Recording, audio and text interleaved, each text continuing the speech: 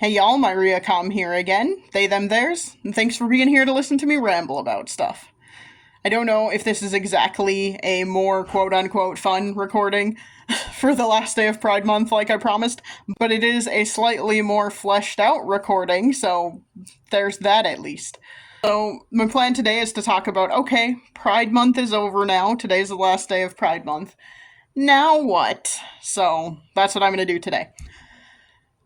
And one of the things I did today to sort of be like, hey, Pride Month, it's the end of Pride Month, let's do a thing, was that I registered for the Pride 5K fun run that happens in the city where I live in August. So I registered for that today. You get a discount the earlier, or I guess it's not a discount exactly, you get like a.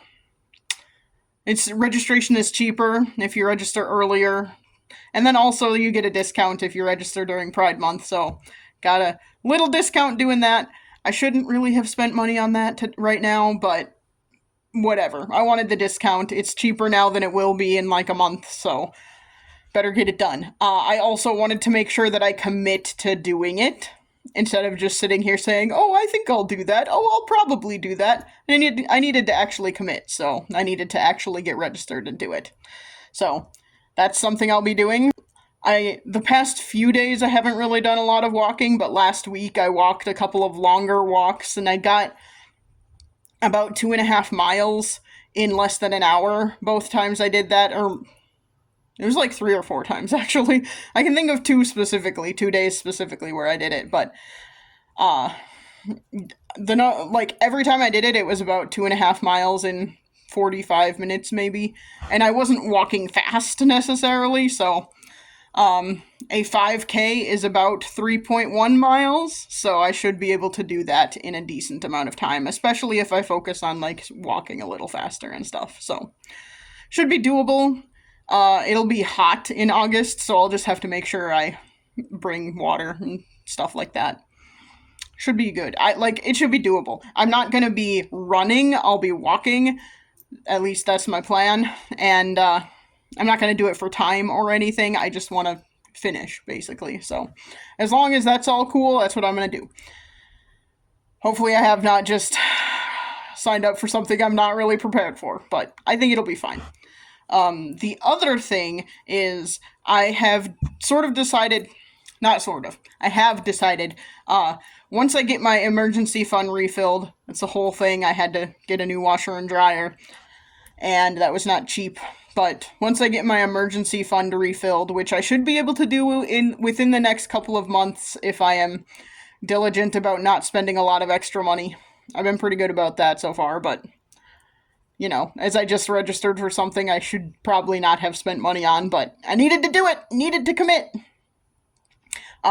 Anyway, once I get my emergency fund refilled, I would like to get a binder. So if you are trans, or maybe if you're non-binary, you probably know what this means, but I'm, as a non-binary person who some days just feels more masculine than feminine, and is very frustrated by the fact that I have large boobs. They're not like massive or anything, but they're large.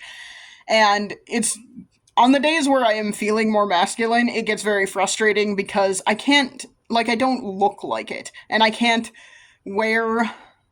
always wear the shirts I would want to wear because of my boobs. So, I am interested in, and I've been interested in for a while, in getting a chest binder of some kind. I just, have not really committed to it ever. That's another thing where it's like, I will sit there and say, oh yeah, that's a kind of cool idea, and then not actually commit to it.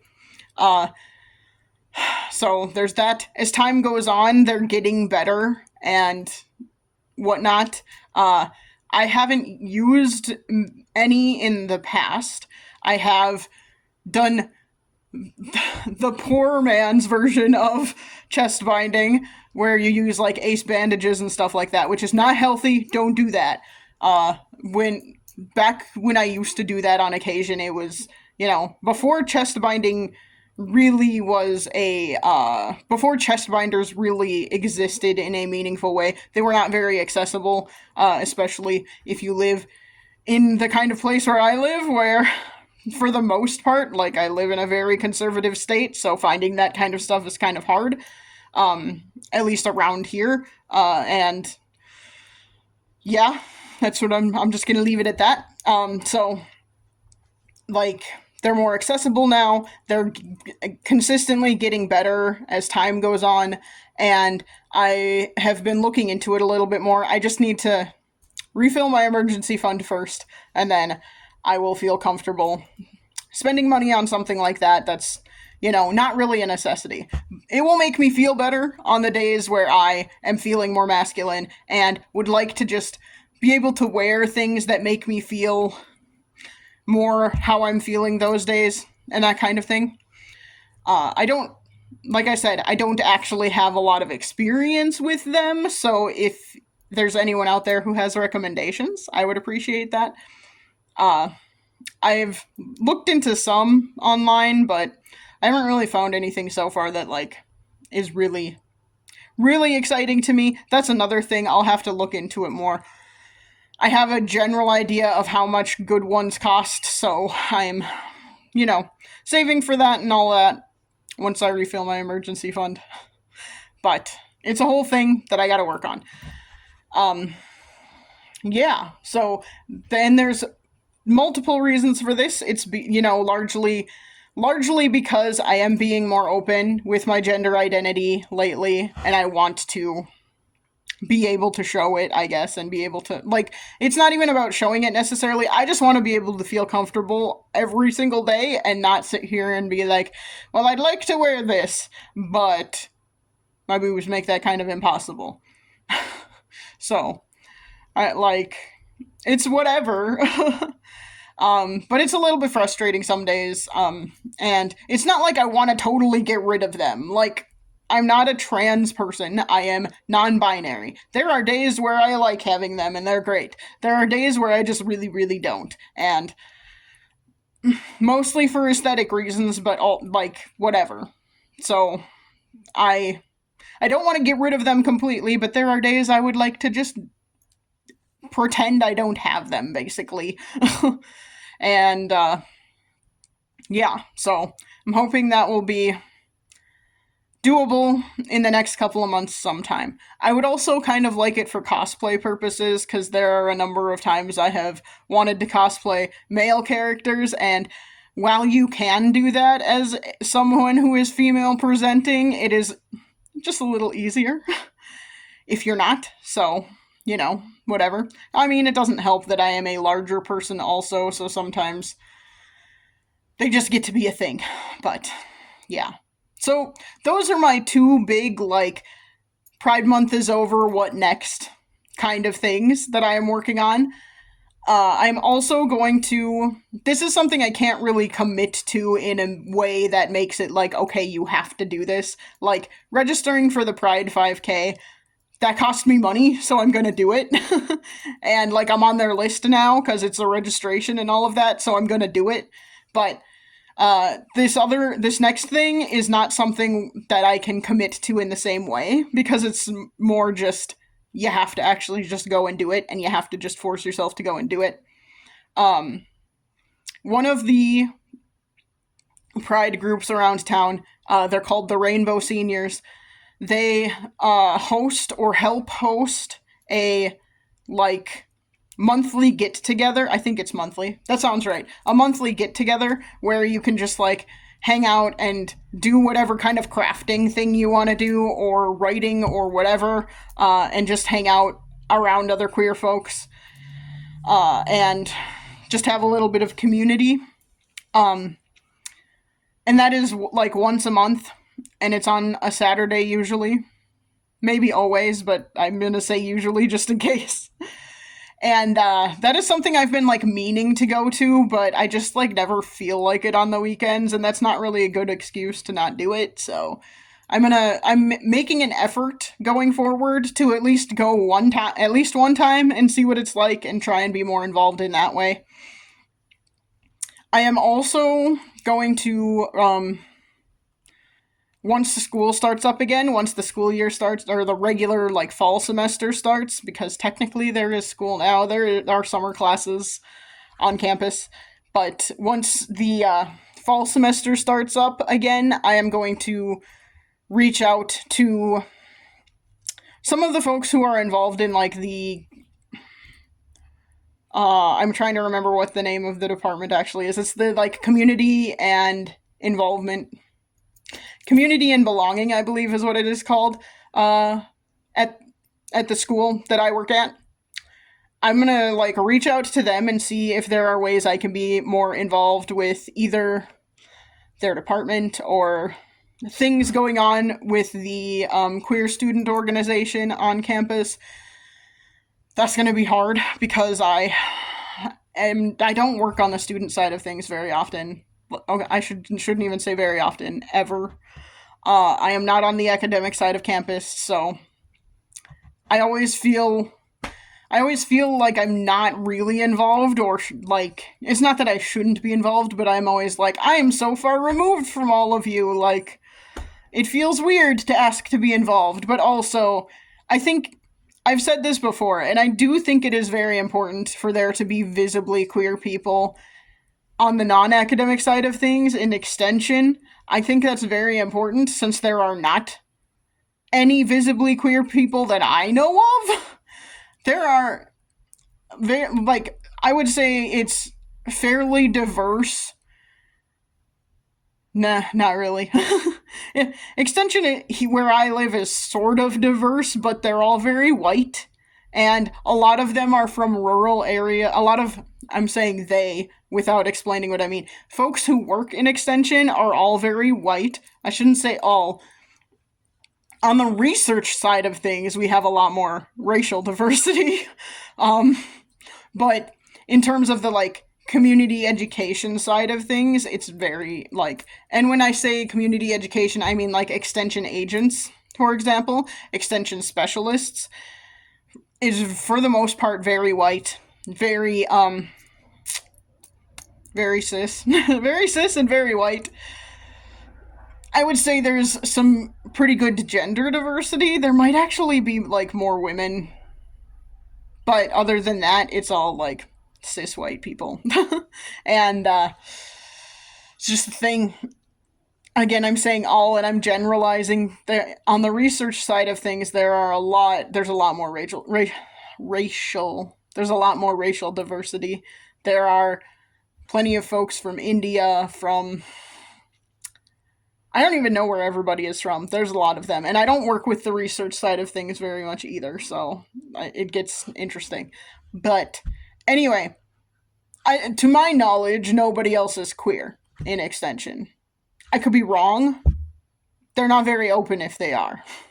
So, not that they have to be, but the point I am making is that I think we need openly diverse people in Extension so that people know that is okay, so that people know that is accepted, so that people know that is like, you have somewhere to go if you need somewhere to go. And so I'm just trying to do that because maybe I could be surprised and there are other queer folks in Extension and I just don't know about them because they're not open about it. Which is again, fine. Not everyone has to be out. I get that like I live in a conservative state. I get it. But I'm going to be open about it. If people can't handle that, they can't handle it, whatever. But I'm going to be open about it. So, anyway, that was a long-winded and repetitive way of saying the other thing I'm going to do is try and be more out and more open on campus and in Extension where I work. So, those are my like 3 major. Pride Month may be over, but I am still here and I am still queer kinds of things that I'm planning on doing. My like plans about, I guess that was technically 4 things, wasn't it? That was 4 things. So, this was, like I said, this was just kind of a Pride is over, but what are you doing now thing. So here are the 4 things I am committing to. 1, Pride 5K. Registered for that today. So that's a thing that's going to happen. Hooray. 2, I'm gonna look into getting a chest binder so that I can feel comfortable on my more masculine feeling days. Hooray. That's something where I'm like, I'm committing to it by putting it on video, putting it on recording, but I can't actually buy it right now. So hold me to it, folks. Third thing, I'm going to try and this is something I am committing to verbally. Again, putting it on video so that I am committing to it in that way at least. Y'all can hold me accountable. Or try. But third thing is I'm going to try and go to more of the community events that happen throughout the year. For example, the monthly craft queer crafting thing that happens. I don't know what they call it exactly, but there should be one this coming month in July sometime. I will look it up and find out when that is. And hopefully have the energy to go on the day that it happens. So, hurrah. And then fourth thing, I'm going to commit to being more involved on campus and try and get involved with the student queer group in some way, even if it's just even if it's not being an advisor, because I don't know that I can if I'm not faculty, but maybe it's just letting them know, hey, I'm available if you want an older person to talk about something or whatever. Or if you just want to ask someone questions about something, I'm available. So, and then also seeing if I can get involved with maybe event planning or something with the Center for Community and Belonging. I don't remember exactly what it's called. It's something like that. See if I can get involved with them in their event planning or something like that. Maybe offer to be a speaker at something if they are interested. I don't know. I just want to try and get a little bit more involved on campus in a meaningful way that doesn't necessarily involve hey, let's try and get faculty and staff together to meet once a month, which has not been happening. So, we'll see. But those are the four things. The four, hey, I'm here and still queer even though Pride Month is over. Those are my four things I am committing to doing.